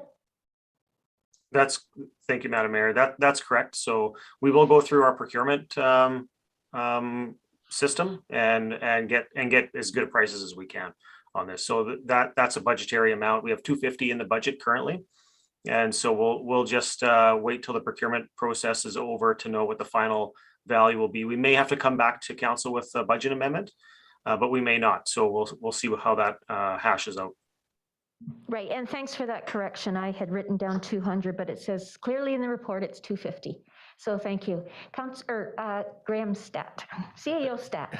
Thanks, Madam Mayor. I just had my hand up to clarify on the 250, but that's been done. Thank you. Okay. Any other questions before resolution comes to the floor?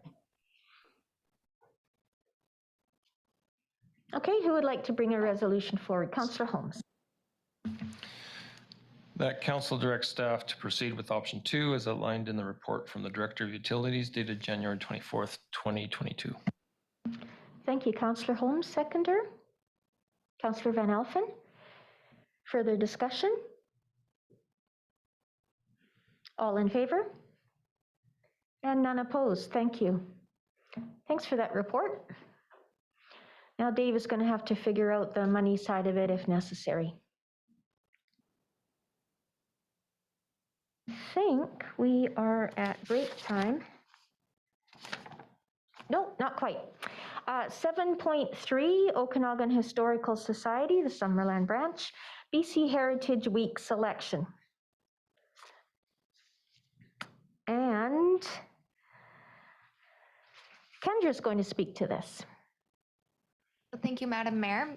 The Okanagan Historical Society is requesting council consideration of a historical building, site, or tree within the District of Summerland to be recognized during BC's Heritage Week. This selection is for recognition of the historical value of the building, site, or tree during Heritage Week and not a process to provide heritage designation.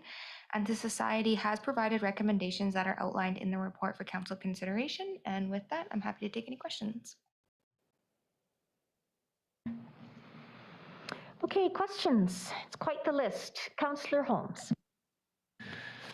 So the Historical Society doesn't have any preference or ranking or what? No, eh? That would be too easy. Yeah.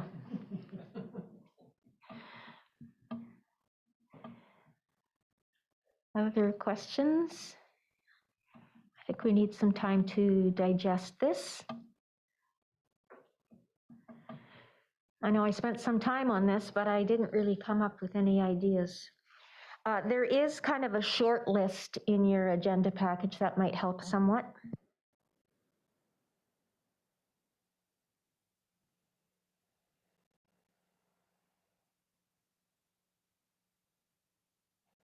Councillor Holmes. So yeah, just following on from my question. So I find this list a bit too apples and oranges, and they're probably all totally worthy, and me not being an expert in all these different heritage ideas, would it be possible to ask the Historical Society that we would like them to decide, because they're the experts? Don't know what people think of that, but I put. Did you want to respond to that, Kendra? Yeah, thank you, Madam Mayor. So we could go back, or if that's what council chooses to do, we could. So the reason that this is before council was that this selection used to be a decision of the Heritage Advisory Commission that included a member of council who would be there as a representative. So now that that commission has been disbanded or repealed, they're asking that council for their final selection by February 2022. I'm just going to zip over to Councillor Barkwell. Having been on the Heritage Commission, do you have any thoughts? I was trying to reconcile whether we were supposed to requesting a historical site, building site and tree, or building site or tree. One of each or one of the three. Somewhere on the agenda it says to select a historical building site or tree. And I believe the request is for select a historical building, a historical site, and a historical tree. right? Yeah, that's in the correspondence. So, yeah, I think I would defer to the people who have the deepest interest in this area. And that would be the Okanagan Historical Society.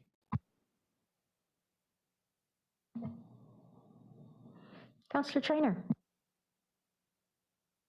In support of what Councillor Holmes just said, I'll make a motion that we send this back to the Historical Society and they can pick either a building, a tree, or a site. They're the experts, and I think this might be something that they would enjoy doing. And then it could come back to council, I guess, for final approval if it needs to, but I would be happy to let them decide.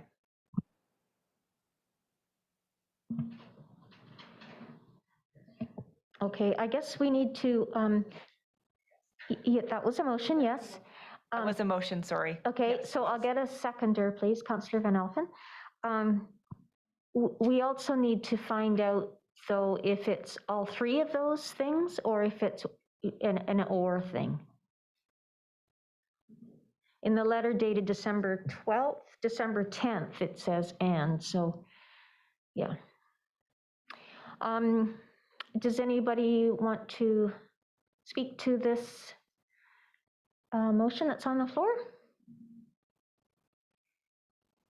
Okay, all in favor? None opposed?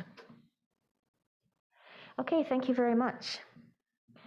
Bit of an easy out for council, but you know, we'll we'll be happy to recognize the historical value, but you know, we're not subject matter experts on this. Okay.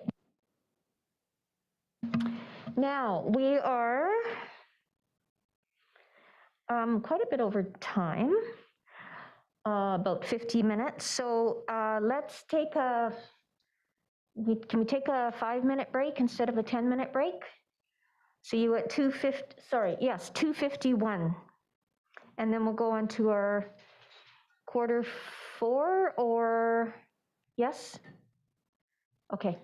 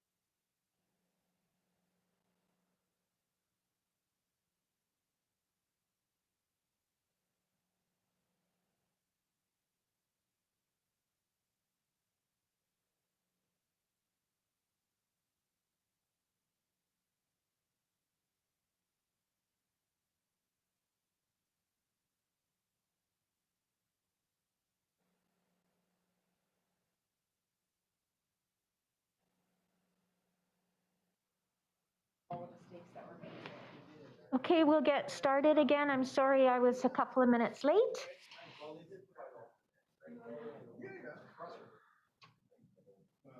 You're on deck here, Graham. Thank you, Madam Mayor. I'm just going to make a suggestion to council. Seeing our agenda, technically, we're supposed to be done the Q4 reporting by 3:15, and it's right now 2:54. That we'll just get as far as we can. I suggest on these. We might get as far as community resiliency, even, but then perhaps we defer other reporting until the next regular council meeting day, which would be February 14th. And perhaps we have a short committee of the whole meeting in that morning. Right now, there is not one scheduled, but I think we could mop up the rest of the slides on that day that we don't get to today, rather than going long and hard today and overdoing the agenda. That'd be my recommendation, Madam Mayor. Thank you, Graham. Does that sound good, council? Yep, okay. So let's get started, and Graham, you're starting us anyways, and then we'll see how far we get by 3:15. Sure. So we'll just load up these slides. This one you will recall because we just showed it the other day in budget.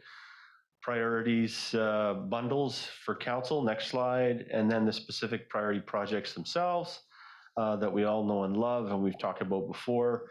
Quarterly reporting is something that we've been trying to do with regular frequency this year. It's been instructive to staff to hear comments from council as we talk about these things. I hope it's been helpful to council to receive regular updates, and where we've encountered course corrections, we can report those as well. So that's where we're at with the purpose of this, and we'll move to the first slide, which goes over to Joe Mitchell.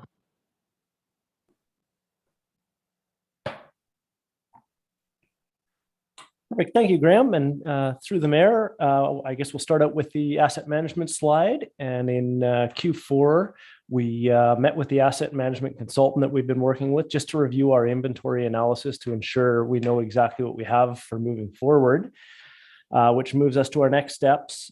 We started out the year, we're just resurrecting our asset management steering committee, which is made up of staff here within the district. We're going to review our asset management progress and strategize the 2022 roadmap in the coming weeks. Just a couple of projects that are a big part of the asset management moving forward. The 10-year capital plan for roads and water, which we'll be talking about very shortly. That's going to be a big part of the asset management plan moving forward, as well as our streetlight condition assessment, our inventory assessment GIS input trial, as well as our water master plan, which I understand is very close to being completed.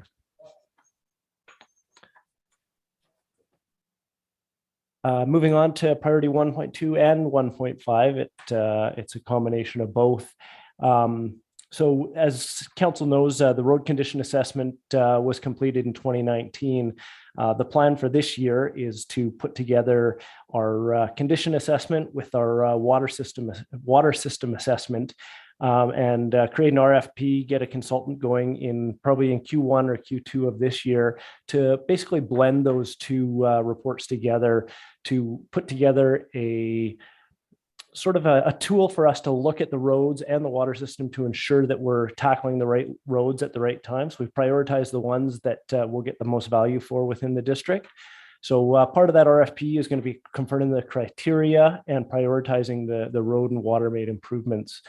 And we'll evaluate all the roads and water assets with that criteria, and then finalize the 10-year prioritized capital plan and bring it to council in Q4 of this year.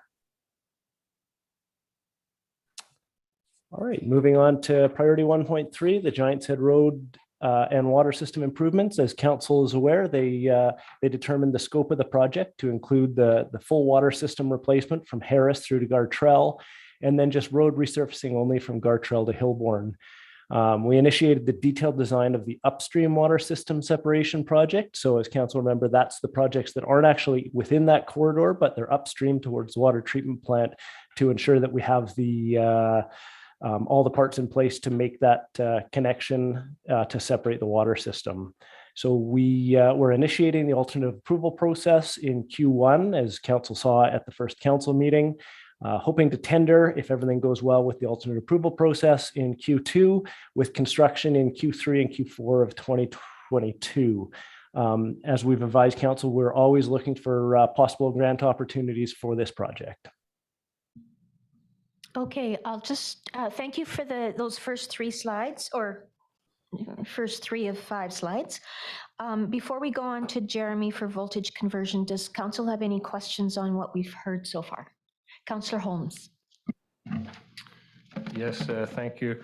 So the criteria for prioritizing road improvements, would that come to council?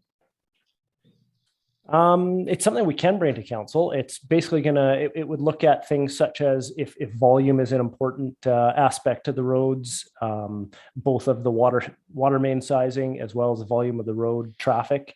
So we could bring that to council if council would like that. Yeah, just follow up. I think it's, like the community might have its own priorities of what roads they think are more important than other roads. And I'm thinking of something like downtown, which isn't,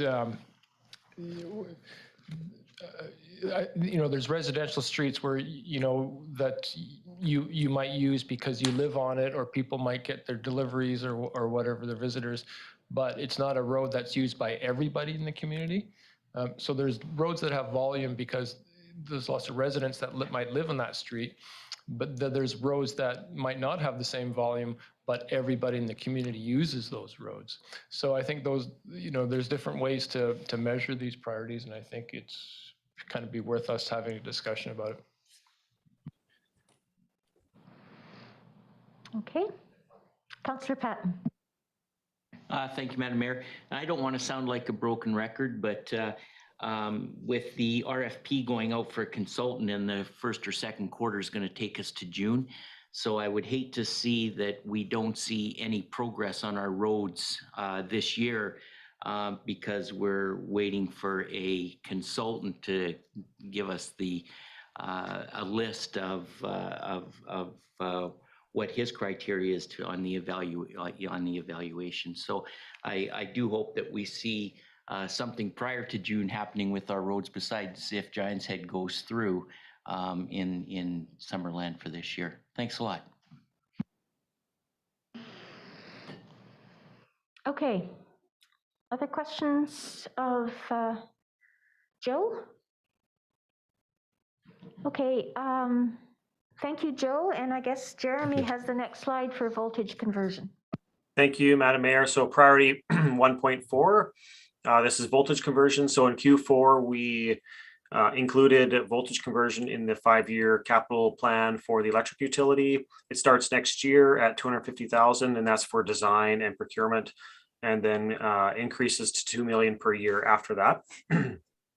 For next steps, we will apply on any grants that come available. I'm actually meeting with Odessa tomorrow, I think, or the next day, to talk about an NRCan grant. This might be eligible for something in there. So we are going to continue on that, and then also continue to just replace as we do system upgrades or customer work, build things to 25,000 volts so that we're over time replacing the system as well.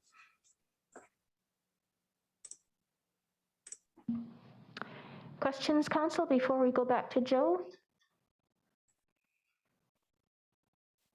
Okay. I actually have a question of David. Dave, are you still on the line? Can you see? I am, Madam Mayor. Yes, great. With Council's decision, at least with the proposed property rates, to reduce the amount of transfer to the general fund from the electric utility, that money will stay in the electric utility for projects including the voltage conversion. I know that that's just a drop in the bucket for this particular initiative, but is that how it works? It'll stay there for these kinds of projects? Madam Mayor, Council did not approve that recommendation. That recommendation got voted down. That $50,000. However, if that had been approved, yes, that would definitely be the month, there'd be more funds in the electrical utility to fund projects.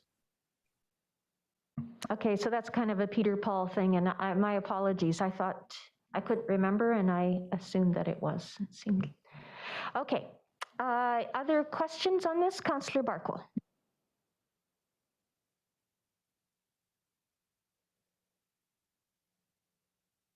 Thank you, Madam Mayor. So there is no long-term capital asset management plan for the electrical utility like there is for the water utility and the municipal collection system, the sewers utility, is there? Thank you, Councillor. Oh, go ahead. Oh, yeah, thanks. Yeah, through the mayor, we don't have an asset management plan for the electric utility as of yet. We have gone through some of the asset assessment and looked at the infrastructure deficit, and that report does need to be updated. But no asset management plan at this point. So I guess that was just sort of the setup to my question is, when are we going to tackle this issue of what the sort of, in the other asset plans, we kind of settled on a level of infrastructure deficit that we were comfortable with. When are we going to tackle that question for the electrical utility? Because we don't want to, well, get ourselves into any tough situations. Mm-hmm. Currently, we don't have it in our capital program in the electric utility to develop an asset management plan. That is something we could add to the list for next year. I can make a budget note for 2023 on that. It would be a valuable document for making asset management decisions for the electric utility. I definitely support us going through that effort. This year's program is pretty full for the utility, so I wouldn't recommend adding it to this year's to-do list, but for next year, asset management and providing an asset management update is something that staff is going to bring to council soon, and so we can discuss that in more detail at that time as well, Councillor. So by the time the next strategic plan is developed, there will be a new council. So feel free to bring that up if there's nobody left on council to support that. Just saying. Councillor Barkle. Yes, I guess I was just going to sort of, I presume that an electrical utility asset management plan would be a pretty specialized kind of document, and the plan would be to put something in the budget for next year to hire consultants to work on such a plan. Is that what you would kind of envision? Yes, Councillor, thank you for the question through the mayor. It is something that I would recommend we outsource. It's actually, the Summerland power system is not that complicated. So it's not something that I would envision taking a lot of capital to build a plan like that. So there's some pretty well-established principles for managing a electric distribution system like we have. And so pretty straightforward. But yes, we would probably have a consultant work on that. Councillor Patton. Thank you, Madam Mayor. So Jeremy, at this point with the electrical utility, you must know how many poles we have within the district. You must know how many transformers we have within the district. Chances are you probably even know how many kilometers of wire, even overhead and underground, we have within the district. Am I kind of assuming that right? So even though we don't have a very formal asset management plan, you still have the grassroots of that asset plan, because that type of information should be at your fingertips, if I'm not mistaken. Thanks. Thank you, Councillor. Through the mayor, yes, we know exactly how many kilometers of cable we have underground, overhead conductor, transformers, all of the poles. There's almost 4,000 poles in the system. And we also, the district is not sort of in the dark on the condition of the electric system. We do actually go and actively look at 1/8 of our poles every year through our test and treat program. So we do have people going out and we check those poles for rot and we treat them for any critters that are kind of eating them away. And so we do get reports on that every year, and we have really good historical data on our wood poles. We have enough information to make decisions. We just need to get that information into a report and sort of lay out the next 20 years and what that looks like for maintenance. But currently, what we do is we go through our test and treat program, and we look at that. And just to remind council, council actually funded in 2022 $200,000 towards pole replacements. And so all we do is we go into our database and we take the worst scoring poles and we replace those with that $200,000. We also have $225,000 for our PCB transformer replacement program. So we're only a handful of transformers away from being fully compliant with regulation on that. Which we need to be by 2025. So plus we have some additional dollars to replace some other transformers as well. So we're well funded today, actually, in terms of asset management, although we don't have a plan per se written down. We do know the ones we need to replace just using engineering judgment. So a plan would help though to bring sort of all those numbers together and lay out what 20 years would look like in terms of maintenance. So yeah, still support putting that plan together, and I have made a note for our budget for next year.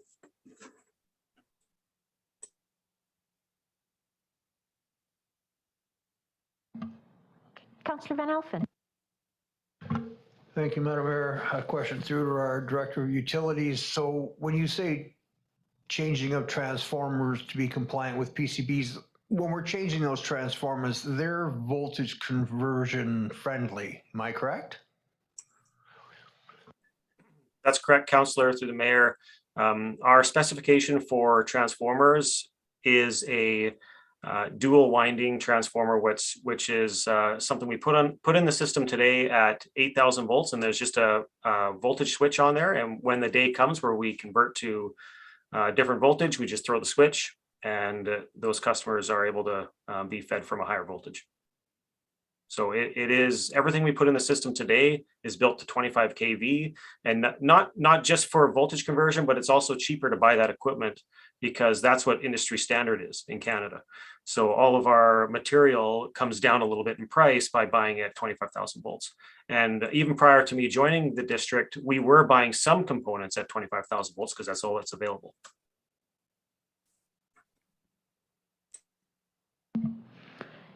Okay, we have less than 4 minutes left, so let's go on to the Eneas Creek strategy for Joe, and then we'll see where we're at. Thank you, Madam Mayor. As updated last week at the budget discussions, the Eneas Creek strategy is it's actually fully tender ready. We're just waiting on final approvals from the Water Sustainability Act, and we do have a response that will be going back with some clarification for the project. With the hopes of getting a quick turnaround back from them.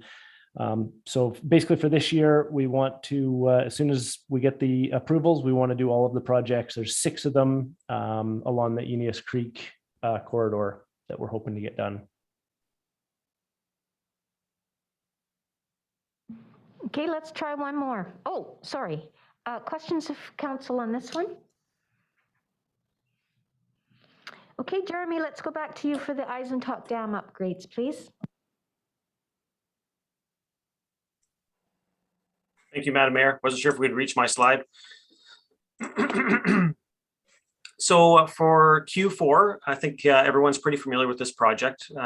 We have the outlet pipe was fused and hydrostatically tested and installed. The concrete intake and outfall slide gate control structures were completed. The coffer dam was removed, and log boom and staff gauges were installed. Those are the gauges that tell us how high the water level is in the reservoir. We did receive the slide gate in mid-December. That piece of equipment was delayed, but we did get it, and it was being installed over Christmas essentially. But the crew working on it was doing an excellent job at that, and they had everything all hoarded in. And so that was successful. And our fill plan was completed, and so our dam safety has been reviewing that and is with our distribution operator to execute as a next step for this for the year that we're in now. Great, thank you. Okay. Questions on this one? Councillor Van Elfen. Thank you, Madam Mayor. Looks like in the top slide, there's a lot of trees falling in from the photo. It's very observant of you. Okay, can we go on to the Trout Creek Flume, Jeremy? Sounds great.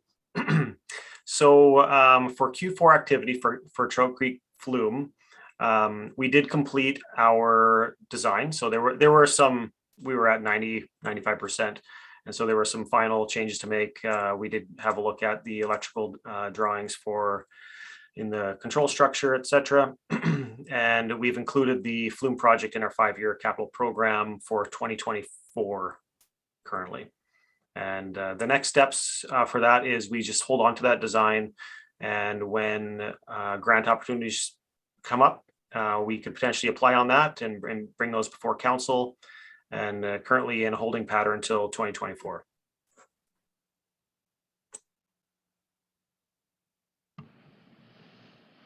Questions, council? Okay, we're at 3:15. So council will go into closed in a minute now? Yeah? 45 minutes is long enough for closed? Or can we do it in less than 45 minutes, do you think? Okay, so we're going to close now then. Thank you, Joe and Jeremy, for getting us through the first, well, I guess, and Graham, through the first 9 slides. And we'll resume on the morning of February the 14th. Okay, resolution to go into close, please. Councillor Van Elfen,